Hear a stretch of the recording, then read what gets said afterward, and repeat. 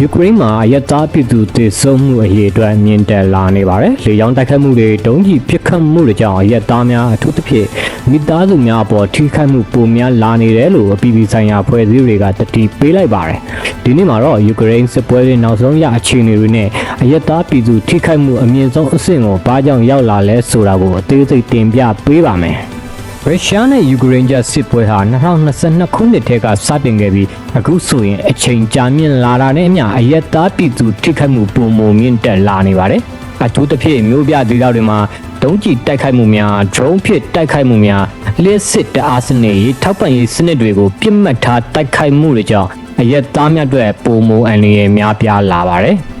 UN ရဲ့အစီရင်ခံစာအရမကြာသေးမီကာလအတွင်းအရက်သားသေဆုံးမှုနဲ့ထိခိုက်ဒဏ်ရာရရှိမှုမြင့်တက်လာကြောင်းဖော်ပြထားပါတယ်။အထူးသဖြင့်ကလေးငယ်များအမျိုးသမီးများနဲ့အသက်ကြီးသူများပုံမှုထိခိုက်မှုတွေကြုံတွေ့နေရပါတယ်။လူနေအိမ်များဆေးရုံများစက်တင်ကျောင်းများထိခိုက်ပျက်စီးနေပြီးထောင်ပေါင်းများစွာသောမိသားစုများအိုးအိမ်ဆုံးခွာနေရပါတယ်။ဘာကြောင့်အရက်သားထိခိုက်မှုတွေမြင့်တက်လာရတာပါလဲ။မြို့ပြဒေသများကိုပြစ်မှတ်ထားတိုက်ခိုက်မှုတွေ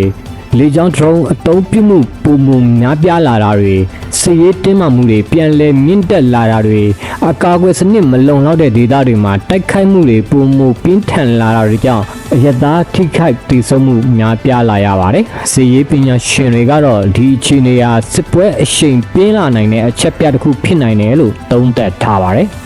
UN နဲ့နောက်နိုင်ငံများကတော့အရက်သားများအပေါ်ပြစ်မှတ်ထားတိုက်ခိုက်မှုများကိုချက်ချင်းရပ်တန့်ရန်တောင်းဆိုထားပါတယ်EU ကလည်းလူသားချင်းစာနာထောက်ထားမှုအကူအညီများတိုးမြှင့်ပေးမယ်လို့ကြေညာထားပါတယ်။ဒါပေမဲ့လက်ရှိစစ်ရေးအခြေအနေဟာတင်းမာနေသေးဖြစ်ပါတယ်။စစ်ပွဲဆက်လက်ကြာမြင့်လာရင်အရက်သားထိခိုက်မှုကနောက်ထပ်တိုးလာနိုင်ပါတယ်။ငြိမ်းချမ်းရေးဆွေးနွေးပွဲများအောင်မြင်မလားဒါမှမဟုတ်စစ်ရေးပုံမူတင်းမာလာမလားဆိုတာကိုကဘာကအာရုံစိုက်နေကြပါတယ်။